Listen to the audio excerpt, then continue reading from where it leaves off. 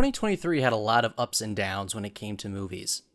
Mostly downs. If I could paint you a picture of the box office, it'd be a Magikarp flopping around the movie theater and having no effect. 2023 also marks Disney's inaugural year without a movie surpassing the $1 billion milestone since 2014. Promising movies like The Little Mermaid, Wish, and Indiana Jones and the Dial of Destiny just didn't hit the mark. And superhero movie fatigue is finally coming into full swing with Shazam, Ant-Man Quantumania, and the Marvels not really getting the attention the studios were going for. I don't know, maybe the idea of watching 3 seasons of a TV show followed by watching a series of movies before understanding the plot just doesn't sound like an ideal movie night to me. It's like watching the last season of Game of Thrones without knowing who the characters are and why everyone tells you to just forget the last season ever existed. It's becoming more and more common with movie industries to pour a ton of money into box office flops instead of making movies that the audiences can enjoy. Audiences are disenchanted with big budgeted productions. Instead, they're craving a well-developed film with a captivating plot, something mostly seems out of reach. One movie is a perfect example of why movie studios don't always need a big budgeted movie in order to perform well. Godzilla Minus One, directed by Takahashi Yamazaki, perfectly captures what monster movies should be. Other companies should also take notes on how to make an impactful movie with a limited budget. Currently, Godzilla Minus One has reached $80 million in the box office, which is a new record for the highest-ranking Godzilla movie from Japan. It's also worth mentioning that the film was made with $15 million, but in a recent interview with the director, he said he wished it was that much. So it could be much lower than what the reports are saying. There will be some light spoilers throughout this review, so watch at your own atomic peril. When Godzilla was first released back in 1954, he was this fire-breathing monster who terrorized Japan, showcasing the horrors of World War II through the atomic bomb. Different iterations made him more of a protector of the Earth when the time called for it, with some movies portraying him not as scary for younger audiences. Who could forget iconic scenes from Son of Godzilla where baby Godzilla plays with his dad, plus the other fun scenes, the Godzilla dance from the invasion of Astro Monster, or the iconic Godzilla vs. Megalon with the famous dropkick scene. In its latest movies, entertainment company Toho revisited the spine-chilling essence of its origins, delving back into the realm of horror and suspense that really defined its early works. 2016 Shin Godzilla represents the 2011 Fukushima nuclear disasters and the Tohoku earthquakes. It also takes a jab at the government's incompetency in dealing with the disasters. In Minus One, Godzilla is like this double-edged sword. On one hand, it's an animal that suffers a fate of extreme agony through mutation because of extreme doses of radioactivity. But on the other hand, while humanity tries to defeat this creature, the characters push themselves to their limits, trying to take this tragic creature down. In the latest installment of Godzilla Minus One, we meet Koichi Shikishima, a kamikaze pilot making an emergency landing on Odo Island due to mechanical issues. Later that night, Godzilla attacks the island, leaving Shikishima, one of the only survivors, with nightmares and an unshakable sense of dread. Before he becomes this towering monstrosity, he's actually smaller than the past Godzillas. But as the movie goes on, he becomes bigger and bigger, becoming a greater threat to the people of Japan. Godzilla is this never-blinking monster. It can be damaged, but with its quick healing process, the task of killing Godzilla seems impossible. Once Godzilla has locked his sights on you, you know it's over. As Godzilla is chasing the minesweeping boat, it reminds me of Jaws and how the shark is just within reach while Brody and everyone else are doing everything they can to bring it down before more damage is done. Once the suspense has gone, we return to the main focus of the movie, which is Shikishima's struggle of surviving the encounter with Godzilla. When Shikishima returns to war, he is treated with disappointment and disgust because he didn't fulfill his duty as a kamikaze pilot.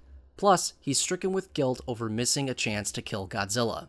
Haunted, Shikishima picks up a minesweeping job to help make ends meet, and that's where his past comes to haunt him. Godzilla Minus One is a perfect demonstration of one step backwards and one step forwards.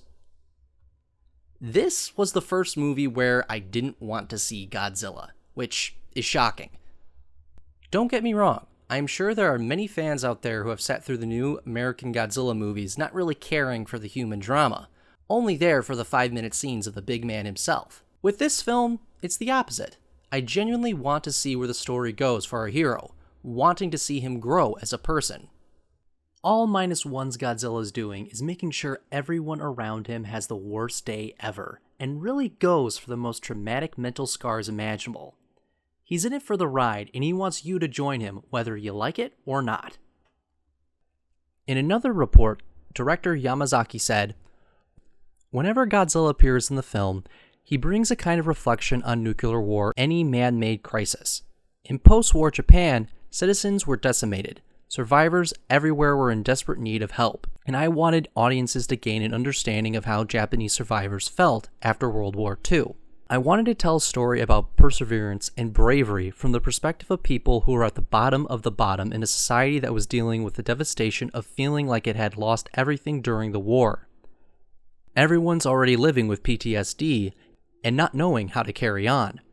But then Godzilla shows up, and while the situation becomes even more dire, the threat he poses is also what gives people like Shikishima a reason to step up to the occasion." We all know Godzilla is an amazing creature to look at.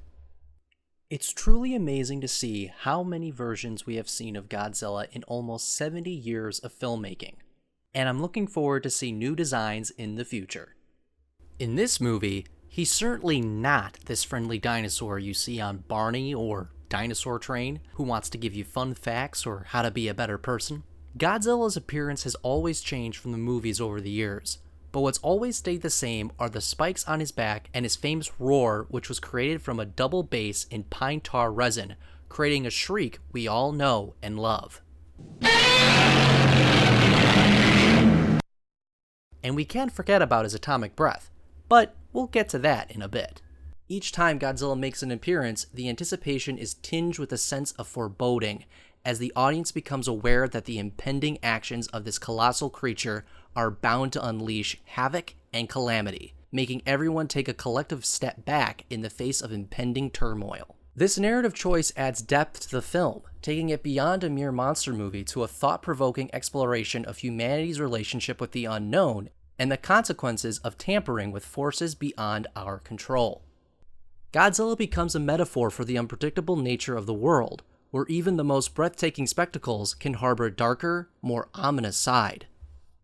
Do you remember that one scene from Return of the King where Frodo finally destroys the ring and everyone is cheering, Merry is going, yay, Gimli saying huzzah, only for Mount Doom to explode and everyone has an oh crap reaction?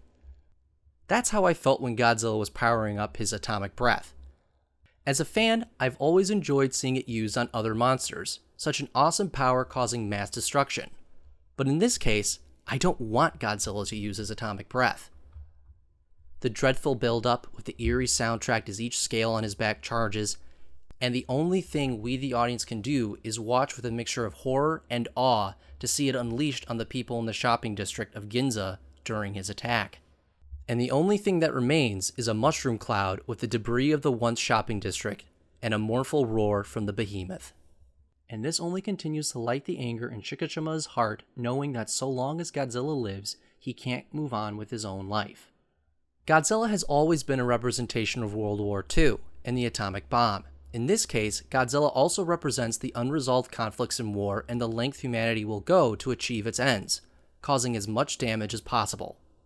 And to our hero, it's a war that he feels he needs to continue to fight, even though those around him beg him not to, and just accept the way things are. But despite the mass destruction Godzilla causes throughout the movie, he also symbolizes growth. Even though the people in Japan are at ground zero from the war, and Godzilla takes them a step in the wrong direction, the characters throughout the movie reassess what's important and what's worth letting go. Throughout Godzilla -1, there's also the theme of leaving the future to the next generation. It's a sense of duty Shikishima has that he needs to fulfill because he just can't shake his past. What's really fascinating is that if you take Godzilla out of the movie, it becomes an impactful war drama where a soldier struggles to let go of his traumatic past while trying to build a future for himself and those around him. Godzilla -1 demonstrates you can have a good balance of people and monsters, something that Hollywood can take a page out of with their American version of Godzilla. In the end, Godzilla Minus One transcends the confines of a mere monster flick, emerging as a thought-provoking exploration of resilience, sacrifice, and the indomitable human spirit in the face of adversity. Thanks for watching.